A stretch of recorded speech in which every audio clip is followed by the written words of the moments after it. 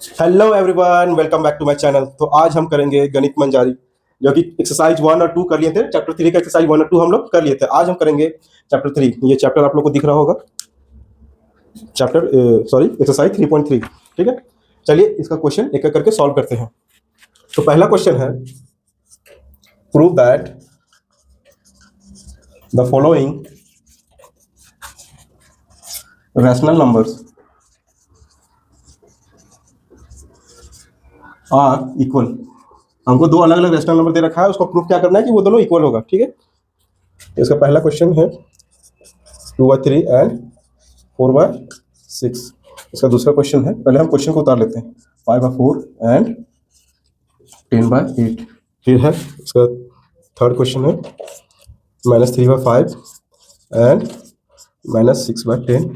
इसका fourth question है 9/3 and 3। ठीक है, चलिए अब इसको सॉल्व करते हैं।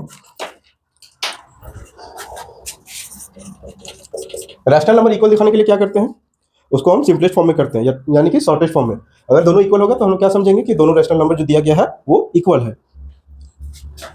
ये 2/3 है, इसका तो शॉर्टेस्ट फॉर्म नहीं हो सकता, ये तो कोई नंबर से नहीं कटेगा। आइए अब इस पर चेक करते हैं। ठीक है, ये देखिए, ये तो टू का मल्टीपल है 4, ये भी 2 का मल्टीपल है, इसको 2 से काटेंगे। 2 2 4, 2 3 6। अब हम लोग देख सकते हैं कि ये 2/3 और ये भी 2/3 दोनों इक्वल हो गया है ना। तो हम लोग बोल सकते हैं yes it is equal, yes it is equal. आइए अब इसको सॉल्व करते हैं। ये भी मेरा क्या है, सिंपलेस्ट फॉर्म में दिया हुआ पहले से, ये तो कट नहीं सकता है।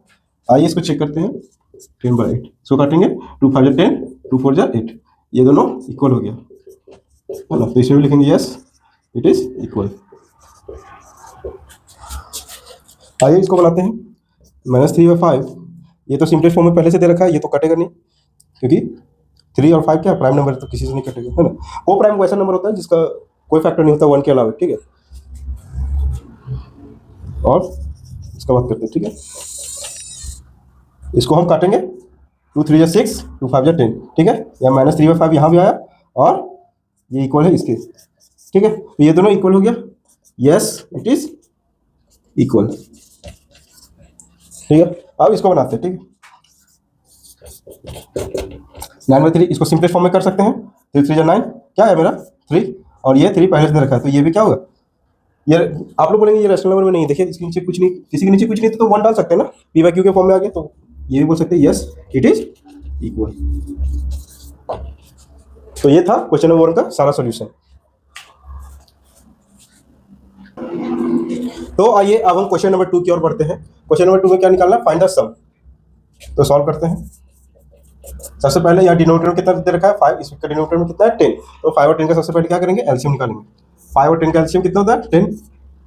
मैंने पिछले वीडियो में बता रखा है कि एलसीएम कैसे निकालते हैं। ठीक है, तो इसको डिवाइड करेंगे, यहाँ जो आया एलसीएम मेरा, उसको डिनोमिनेटर से डिवाइड करेंगे और न्यूमरेटर से क्या करते हैं, इनटू करते हैं।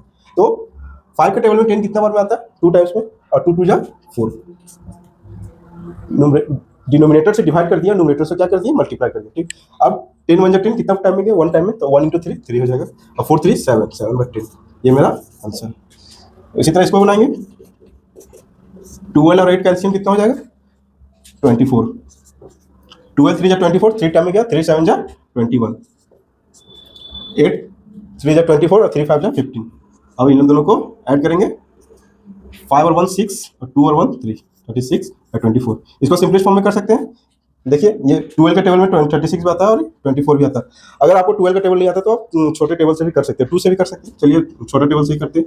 2 1 जा 2, 1 रिमाइंडर बचा, 1 6 16, 2 8 जा 16, ये 12 से जाएगा। फिर से 2 से काट सकते हैं, 2 9 जा 18, 2 6 जा 12, फिर से काट सकते हैं, 3 3 जा 9, 3 2 जा 6। तो ये मेरा क्या आया 3/2। अब क्वेश्चन नंबर 3 को बनाते हैं। इन लोगों का एलसीएम क्या होगा, 7 और 14 का 14 होगा एलसीएम। 7 2 जा 14 कितना टाइम में गया, 2 टाइम में, और 2 × -4 तो कितना हो जाएगा -8, प्लस 14 1 जा 14, 1 टाइम में गया, 1 × 3 क्या हो जाएगा 3। अब देखिए ये माइनस ये प्लस है, तो अपोजिट साइन रहेगा तो क्या होता है सब्ट्रैक्ट, तो इसमें हम लोग सब्ट्रैक्ट करेंगे। तो 8 में 3 गया तो कितना हो जाएगा 5, बड़ा कौन है 8, तो इसलिए यहाँ माइनस का साइन होगा। ठीक है, -5/14, ये मेरा आंसर है।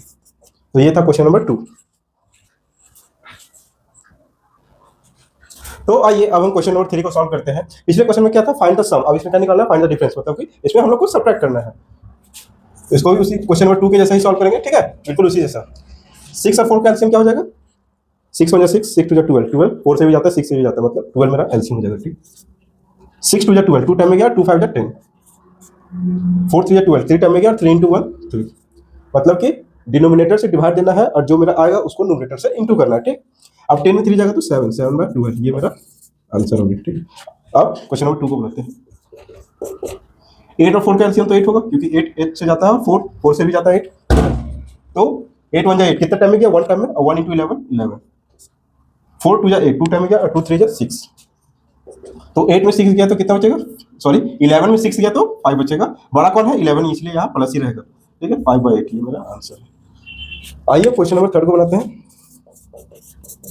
-7/9, यहाँ देखिए ब्रैकेट दे रखा है और माइनस का साइन दे रखा है ब्रैकेट के बाहर, तो इसको ब्रैकेट को सबसे पहले क्या करेंगे? ओपन करेंगे, ठीक है। तो माइनस माइनस क्या होता है? मैंने बता रखा है, माइनस माइनस प्लस होता है, ठीक है। अब ब्रैकेट का काम मेरा खत्म हो गया। अब देखिए 9 और 3 का एलसीएम लेंगे।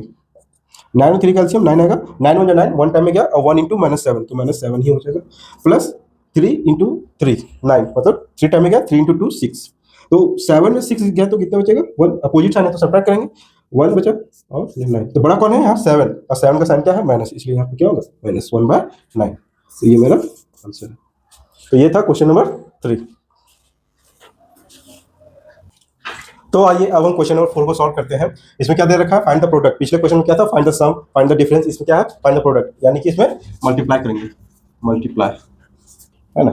तो मल्टीप्लाई करने का क्या रूल होता है फ्रैक्शन में?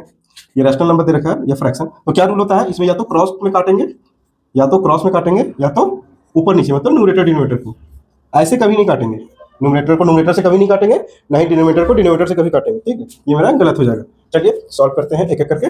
तो क्वेश्चन नंबर फर्स्ट क्या है? 2/3 × 3/10, तो 3 को 3 से काटेंगे, 3 × 1 3, 3 × 3, और 2 × 2, 2 5 10, इसको प्रोडक्ट करके लिख देंगे, 1 × 1 1, और 1 × 5 5, तो ये मेरा आंसर है।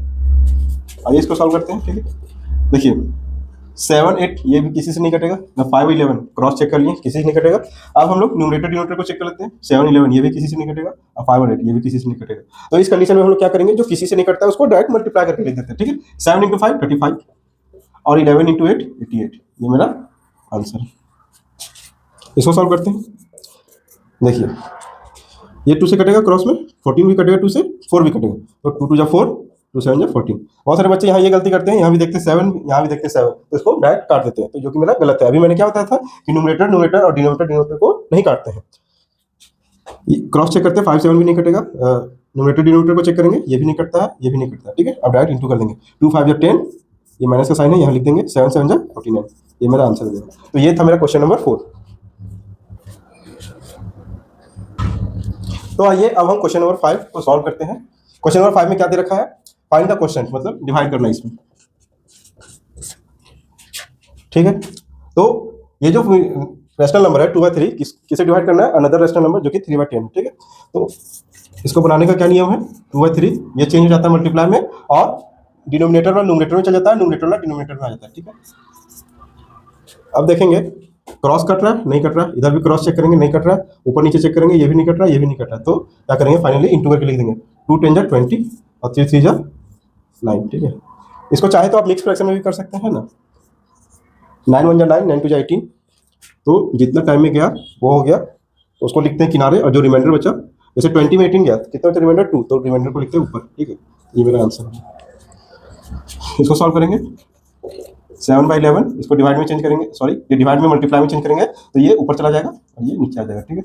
अब देखिए हम लोग क्रॉस चेक करते हैं, 7 5 ये भी नहीं कटेगा, 8 11 ये भी नहीं कटेगा, और ऊपर नीचे चेक करते हैं, ये भी नहीं कटेगा, ये भी नहीं कटेगा, तो डायरेक्ट मल्टीप्लाई कर देते हैं हम लोग, है ना। 7 8 जा 56, और 11 5 जा 55। इसको अगर मिक्स फ्रैक्शन में चेंज करेंगे तो क्या आएगा? 55 1 जा 55, और कितना बचेगा रिमाइंडर? 1, आंसर। आइए इसको सॉल्व करते हैं। -7/4 है, इसको मल्टीप्लाई में चेंज करेंगे, और ये मेरे ऊपर चला जाएगा, और ये 5 नीचे आ जाएगा, ठीक है। अब 7 2 जा 14 होता है, 7 1 जा 7, 7 2 जा 14, 4 5 कटेगा नहीं, ऊपर नीचे चेक कर लेते हैं, ये भी नहीं कटेगा, ये भी नहीं कटेगा, ठीक है। तो अब इंटू करेंगे हम लोग, 4 2 जा 8, ये माइनस का साइन है यहाँ लगेगा, और 5 1 जा 5, इसको मिक्स फ्रैक्शन में चेंज करेंगे, क्या हो जाएगा? 5 1 जा 5, ठीक है, ये माइनस का साइन रहेगा, ठीक है। 5 1 जा 5, और कितना बचेगा? रिमाइंडर 3, ठीक है। ये जो नेगेटिव है ये पूरा फ्रैक्शन के लिए, ठीक है, ये मेरा आंसर है। आप आंसर यहाँ भी छोड़ सकते हैं, ठीक है। तो आइए अब नेक्स्ट क्वेश्चन की ओर बढ़ते हैं, जो कि क्वेश्चन नंबर 6 है। इसमें क्या बोला है, सो दैट ये LHS मेरा दे रखा है, ये दे रखा है RHS, दोनों को इक्वल दिखाना है। चलिए सॉल्व करते हैं। ठीक है, तो सबसे पहले इसको हम सॉल्व करेंगे बोर्ड मास के नियम से। ठीक है, बोर्ड मास BODMAS। ठीक है, B फोर पहले ब्रैकेट होता है, O से ऑफ, D से D for divide, M for multiply, A for addition and S for subtraction. तो इसी के रूल के अकॉर्डिंग चलेंगे। तो पहले क्या करते हैं, पहले करते हैं सॉल्विंग LHS को सॉल्व करते हैं और इधर RHS को सॉल्व करेंगे। ठीक है, पहले इसको सॉल्व कर लेते हैं। तो सबसे पहले ब्रैकेट के अंदर को सॉल्व करेंगे। ठीक है, उसके बाद ब्रैकेट के बाहर हम लोग सॉल्व करेंगे। 2 और 4 का एलसीएम 4 और 2 2 जा 4, तो 2 1 जा 2 हो जाएगा। 4 1 जा 4, 1 टाइम में गया तो 1 × 3 3। ये 2 और 3 कितना हो गया 5, 5/4। अच्छा यहाँ छूट गया ना 8/3, 5/4 हो गया, यहाँ 8/3। अब हम लोग क्या करेंगे, ब्रैकेट को ओपन करेंगे। ठीक है, अब देखेंगे ये कट रहा है क्या, 5/3 क्रॉस में भी नहीं कट रहा है, इधर कट रहा है ना, 4 1 जा 4, 4 2 जा 8। और कुछ कट रहा है नहीं, इधर भी नहीं कट रहा है, तो कितना हो जाएगा 5 2 जा 10 और 3 1 जा 3। ये मेरा LHS है। अब इधर क्या करेंगे, सॉल्विंग RHS को सॉल्व करेंगे। पहले किस चीज़ का काम करेंगे, मल्टीप्लाई का, उसके बाद ऐड का। देखिए यहाँ मल्टीप्लाई है, यहाँ ऐड है, यहाँ मल्टीप्लाई है, तो पहले किस चीज़ का काम करेंगे, मल्टीप्लाई, इन दोनों के बीच का काम करेंगे, इन दोनों के बीच का, फिर उसके बाद जो आएगा रिजल्ट उसको ऐड कर देंगे।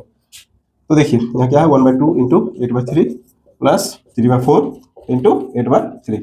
देखिए ये कट रहा है, 2 1 जा 2, 2 4 जा 8, और कट रहा है नहीं कट रहा है। ठीक है, तो ये कितना है 4 4 1 जा 4, 3 1 जा 3 प्लस ये कट रहा है, हाँ 4 1 जा 4, 4 2 जा 8, 3 1 जा 3, 3 1 जा 3, और कट रहा है नहीं कट रहा है। ठीक है, 2 1 जा 2, 1 1 जा 1। अब इन दोनों को एलसीएम लेंगे। एलसीएम क्या आएगा 3 1 जा 3, 1 टाइम में गया तो 1 × 4 4, और ये कितना होगा 1 3 जा 3, 3 टाइम में गया 3 × 2 6, 4 और 6 कितना हो गया 10, 10/3। तो हम लोग देख सकते हैं ये जो 10/3 और यहाँ भी 10/3 आया, तो इसका मतलब कह सकते हैं कि LHS = RHS। यहाँ कह सकते हैं LHS = RHS, हेंस प्रूव्ड। हमको यही तो शो करना था कि LHS = RHS, हेंस प्रूव्ड।